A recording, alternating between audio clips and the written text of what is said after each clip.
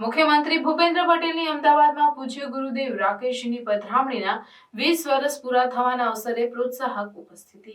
Shrimad Rajchandra mission Dharampur Ahmedabad કેન્દ્ર અને શ્રીમદ રાજચંદ્ર નિજાભ્યાસ મંડપ અને વિહાર ભવન ટ્રસ્ટના ઉપક્રમે અમદાવાદમાં પૂજ્ય ગુરુદેવ શ્રી રાકેશજીની પધરામણીના 20 વર્ષ પૂરા થવાના અવસરે આયોજિત ત્રિદિવસીય કાર્યક્રમમાં મુખ્યમંત્રી ભૂપેન્દ્ર પટેલ ઉપસ્થિત રહ્યા હતા. આ અવસરે મુખ્યમંત્રી ભૂપેન્દ્ર પટેલે જણાવ્યું હતું કે અમદાવાદમાં ત્રિદિવસીય ઉજવણીનો અવસર છે. અહીં સૌ કોઈ ભાવિ ભક્તો પૂજ્ય ગુરુદેવજી રાકેશજી પાસેથી કંઈક ને કંઈક જ્ઞાન લેવા માટે આવ્યા છીએ અને એમાં હું પણ આજે સહભાગી થયો છું. આ અવસરે તેમણે વધુમાં કહ્યું કે મોહ ભંગ થયા વગર અંતર્મુખ થવું કઠિન છે.